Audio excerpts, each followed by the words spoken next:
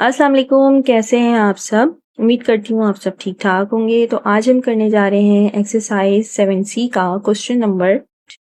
Question number 7 तक मैंने solve कर दिया है। क्वेश्चन नंबर 8 में सॉल्व कर रही हूँ और प्लेलिस्ट मैं बना दूंगी इसकी, वहाँ पे आपको सारे सोल्यूशन एक साथ मिल जाएंगे। तो चलिए स्टेटमेंट को रीड कर लेते हैं। स्टेटमेंट हम बुक से ही रीड करेंगे। स्टेटमेंट है, if 1/a minus 1/b is equal to 1/c plus 1/d, find the value of c. c की वैल्यू को फाइंड आउट करना है when a is equal to 1/2, b is equal to 1/4 and d is equal to -1/5। यहाँ पे values given है, main equation given है, values को हम पुट करेंगे और जो वैल्यू है c हम इसको फाइंड आउट करेंगे। तो चलिए इसको करना स्टार्ट करते हैं।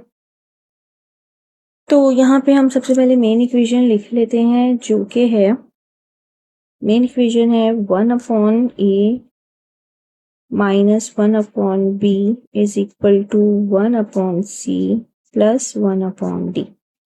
और यहाँ पे जो हमें फाइंड आउट करना है वो हमें c की वैल्यू को फाइंड करना है और a की जो वैल्यू है वो है 1/2, b की जो वैल्यू है वो है 1/4 और d की जो वैल्यू है वो है -1/5। ठीक है, यहाँ पे a की वैल्यू है 1/2 या 1/2, यहाँ पे लिखेंगे 1/, ठीक है। हम इसको इस तरह ब्रैकेट कर लेते हैं।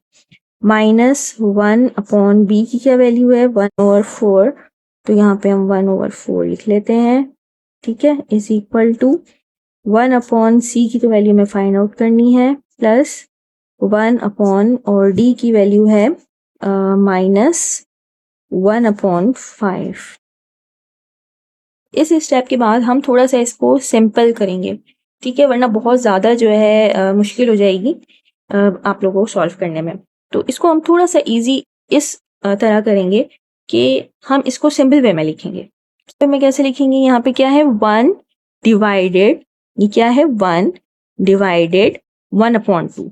तो हम इसको इस तरह भी तो लिख सकते हैं 1 डिवाइडेड 1/2 के। अब जैसे यहाँ पे है 1 डिवाइडेड, तो हम यहाँ पे 1 डिवाइडेड और यहाँ पे क्या है 1/4। हम इसको इस तरह से भी लिख सकते हैं ना, तो सिंपल वे में लिखेंगे। पहले 1 डिवाइडेड बाय 1/2, ठीक है, माइनस यहाँ पे क्या है 1 डिवाइडेड बाय 1/4, यहाँ पे 1/c ये एज इट इज है, प्लस यहाँ पे क्या आएगा 1 डिवाइडेड बाय -1, तो हम इसको इस तरह कर लेते हैं -1/5। अब यहाँ पे आप इस तरह लिख रहे हैं या फिर इस तरह लिख रहे हैं, तो बात तो एक ही है, एक ही हम कंसिडर करेंगे, अलग अलग नहीं करेंगे। हाँ, लिखने का तरीका थोड़ा सा चेंज है। यहाँ पे 1/2 इस तरह लिखा हुआ है, अपॉन की फॉर्म में लिखा हुआ है, और यहाँ पे हमने थोड़ा और सिंपल करके इसको लिख दिया है 1 डिवाइडेड बाय 1/2। 1 ये क्या है डिवाइडेड 1/2, ठीक है। अब नेक्स्ट स्टेप में हम रेसिप्रोकल करेंगे, और जब भी रेसिप्रोकल करते हैं तो डिवाइड को चेंज कर देते हैं मल्टीप्लाई में, ठीक है। तो ये मल्टीप्लाई में चेंज होगा, और जब भी रेसिप्रोकल किया जाता है और डिवाइड जब मल्टीप्लाई में चेंज होता है, डिनोमिनेटर और न्यूमरेटर अपनी पोजीशन को चेंज कर लेते हैं। तो यहाँ पे ये होगा 1 मल्टीप्लाई हो रहा है, ये अपनी पोजीशन को चेंज करेंगे, जो 2 है वो ऊपर आ जाएगा और 1 नीचे, तो यहाँ पे 2/1, ठीक है। इसी तरह हम सबको करेंगे, -1 मल्टीप्लाई 4 ऊपर चला जाएगा और 1 नीचे आ जाएगा, ठीक है। न्यूमरेटर और डिनोमिनेटर दोनों अपनी पोजीशन चेंज करते हैं जब भी रेसिप्रोकल करते हैं।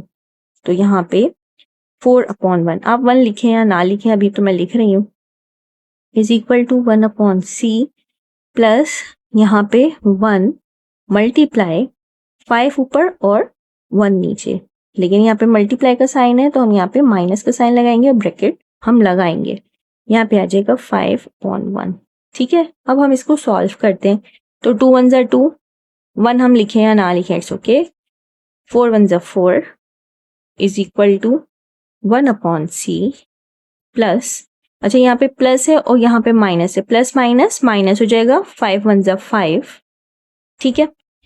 अब यहाँ पे हम क्या करेंगे, इसको हम सॉल्व कर लेंगे। यहाँ पे प्लस का साइन है, यहाँ पे माइनस का साइन है, प्लस माइनस माइनस, यहाँ पे जब माइनस करेंगे तो यहाँ पे 2 आएगा और साइन किसका आना चाहिए 4 का, क्योंकि 4 हमारे पास ग्रेटर वैल्यू और उसका साइन है माइनस का, ठीक है। Is equal to 1/c minus 5। एक और इम्पोर्टेंट ये स्टेप है कि यहाँ पे हम एलसीएम लेंगे। एलसीएम कैसे लेंगे, यहाँ पे c है और यहाँ पे कोई नंबर नहीं है, इसका मतलब है यहाँ पे 1 है। और c और 1 का जब भी एलसीएम लेते हैं तो सिंपली इस तरह कह सकते हैं c1 + c, ठीक है। तो आप सिंपली इसको इस तरह कर सकते हैं, c को मल्टीप्लाई करवाएंगे 1 से तो c आएगा, सही है ना। जैसे c × 1 = c। तो यहाँ पे हम -2 एज इट इज, यहाँ पे हम क्या ले रहे हैं एलसीएम। एलसीएम c और 1 का एलसीएम लेंगे तो c आएगा, ठीक है। c को मल्टीप्लाई करवाएंगे 1 से, 1 c c आएगा, तो यहाँ पे भी 1 से मल्टीप्लाई करवाएंगे, 1 1 1 माइनस, अब यहाँ पे 1 है, 1 को हमें c बनाना है तो 1 को मल्टीप्लाई करवाएंगे c से, तो इसको भी c से मल्टीप्लाई करवाना पड़ेगा, तो 5 को मल्टीप्लाई करवाएंगे c से तो 5c, ठीक है ना।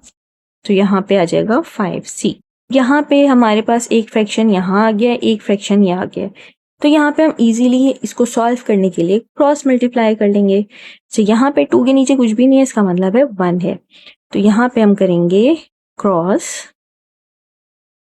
मल्टीप्लाई,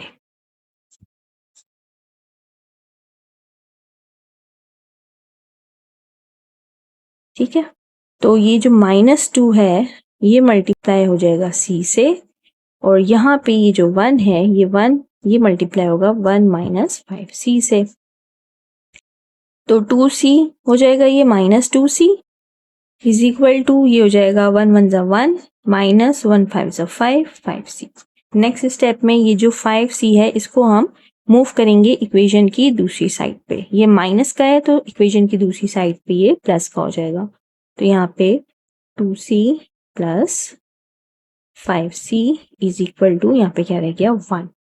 इसको सॉल्व करेंगे, माइनस प्लस माइनस, माइनस करेंगे तो यहाँ पे आ जाएगा 3c, और साइन किसका आना चाहिए प्लस का, क्योंकि 5 हमारे पास ग्रेटर वैल्यू है तो हम यहाँ पे प्लस का ही साइन लगाएंगे, वो लगाएं या ना लगाएं इट्स ओके। यहाँ पे रह जाएगा 1, ठीक है। अब हमें यहाँ पे मैं इस तरफ करवा रही हूँ, कहते हैं पहले 3c इज इक्वल टू 1, ठीक है। यहाँ से कंटिन्यू कर रहे हैं, हमें c को सेपरेट करना है तो 3 को हटाना होगा, 3 को डिवाइड करेंगे और यहाँ पे भी हम 3 को डिवाइड करेंगे, 3 3 से कैंसिल आउट हो जाएगा और यहाँ पे क्या रह जाएगा c इज इक्वल टू 1/3, और यही इसका आंसर है और ये मज़ीद सॉल्व नहीं हो सकता। स्टेप बाय स्टेप करेंगे जब भी आप लोग आराम से कर सकेंगे, अदरवाइज आप लोगों को बहुत मुश्किल होगी अगर आपने सबको एक साथ कर लिया तो।